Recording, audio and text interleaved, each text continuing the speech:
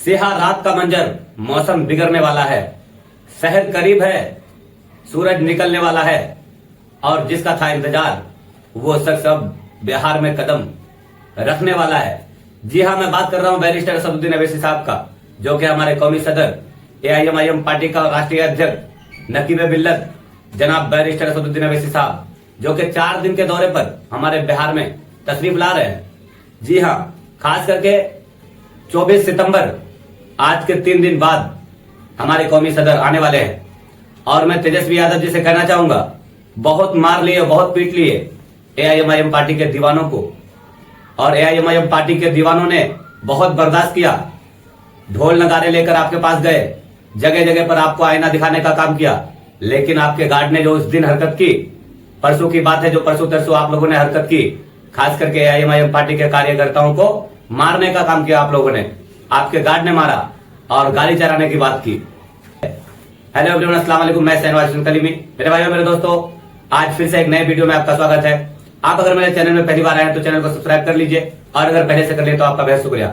दोस्तों, बैरिस्टर असदुद्दीन अवैसी साहब जो कि 24 सितंबर को आने वाले हैं, उसी को लेकर ये मैं वीडियो शूट कर रहा हूं, और खास करके कई जगह प्रोग्राम होने वाला है जहां पर बैरिस्टर असदुद्दीन अवैसी साहब सभाओं को संबोधित करेंगे, और वहां पर मौजूद होंगे बिहार सदर अख्तरुल साहब, आदिल हसन साहब और बड़े बड़े नेता और तमाम के तमाम कार्यकर्ता। खास करके हमारे किशनगंज डिस्ट्रिक्ट में भी आएंगे, और मतलब अलग अलग जगह पर, जो कि बिहार के कई जिलों में जाकर कई सभाओं को संबोधित करेंगे। उसका प्रोग्राम का जो अख्तरुल साहब ने कल परसों खास करके मीटिंग किया है, उसको लेकर कि कहां कहां प्रोग्राम करना है और किस तरह से प्रोग्राम को अंजाम देना है, और उनका मतलब जो भी मेल मिलाव था उनका पूरा तैयारी हो चुका है, अब अख्तरुल साहब ने कर दिए है।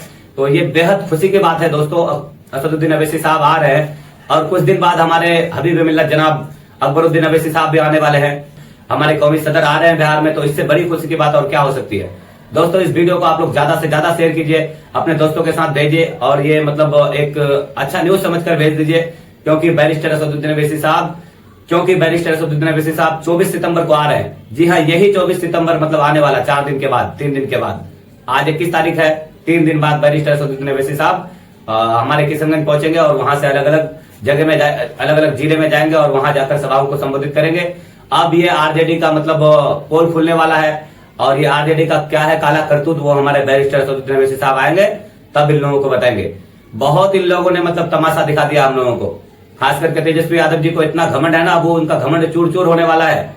अब हमारे नकीब मिल्लत जनाब बैरिस्टर असदुद्दीन अवैसी साहब से सीधा सामना होगा।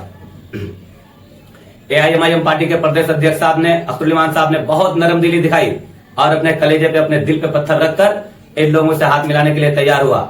लेकिन इन लोगों को ऐसा लगा कि हमारा हाथ ना गंदा हो जाएगा, तो ये लोग का हाथ उस तरह से साफ हो जाएगा कि इनका हाथ खाली रह जाएगा। अगर ये अख्तरुल साहब के हाथ में हाथ दे देते तो शायद के इनका सरकार बन जाती और कुछ सीटें ये जीत जाते। लेकिन एआईएमआईएम पार्टी से पंगा लेकर इन्होंने बहुत बड़ी गलती कर दी है। मैं यहाँ पर दावा करता हूँ, किसी भी हाल में ये लोग सत्ते में नहीं आ सकता, हमारे गठबंधन के बिना नहीं आ सकता। और बहुत लोग बोलते हैं क्या अगर आरजेडी सत्ते में नहीं आएगा तो तुम लोग क्या बीजेपी को लाना चाहते हो? आ जाए बीजेपी, हम बीजेपी से नहीं डरते, चाहे नीतीश कुमार आ जाए या बीजेपी आ जाए, कोई फर्क नहीं पड़ता, कोई भी आ जाए। लेकिन एआईएमआईएम पार्टी अगर गठबंधन में नहीं तो इन लोगों को हमारा वोट किसी भी हाल में नहीं। कल भी कहता था और आज भी कहता हूं और इंशाअल्लाह कहता रहूंगा, अगर एआईएमआईएम पार्टी ने इलेक्शन लड़ना छोड़ा तो हम लोग वोट देना छोड़ देंगे, लेकिन इन लोगों को वोट नहीं देंगे। आरजेडी के दुमछल्लों को, इनके कोई भी नेता को, चाहे कोई भी तुर्रुम का नेता हो या कोई भी विकास पुरुष हो, चाहे विकास का पुतला ही क्यों ना हो।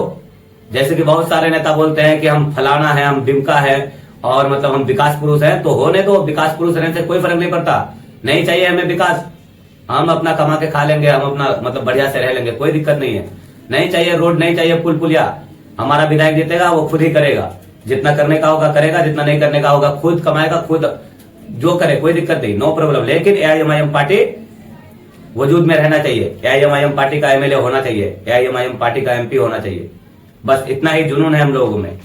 और कोई कहता है अगर एआईएमआईएम पार्टी इलेक्शन लड़ने से बीजेपी जीत जाएगा तो खुशी होगी, कोई दिक्कत नहीं, जीत जाए बीजेपी, लेकिन एआईएमआईएम पार्टी पावर में रहेगा तो बीजेपी का जो है ना रास बारा पकड़ के रखेंगे, उसे नाच के रखेंगे, नहीं डरेंगे उन लोगों से। क्यों डरे? देश बीजेपी का थोड़ा हो जाता है अगर बीजेपी जीत जाए तो। राज समाज जो डरता है उनको डराया जाता है। मैं नहीं डरता, किसी के बात से नहीं डरता, बीजेपी से तो क्या, और नीतीश सरकार से हो, बीजेपी कोई भी पार्टी का सरकार हो, नहीं डरता मैं। इसलिए नहीं डरता कि अगर कोई गलती करूंगा तो डरूंगा, एक छोटे से इंसान से भी डरूंगा अगर मुझसे गलती होगा तो। लेकिन अगर मैं गलती नहीं करूंगा तो क्यों डरूं इन लोगों से? क्या जरूरी है हमें डरने का? हमारा भी संवैधानिक हक है, हम इलेक्शन लड़ सकते हैं और हम अब कानूनी दायरे में रहकर सरकार से भी मतलब आंखों से आंखें मिलाकर बात कर सकते हैं।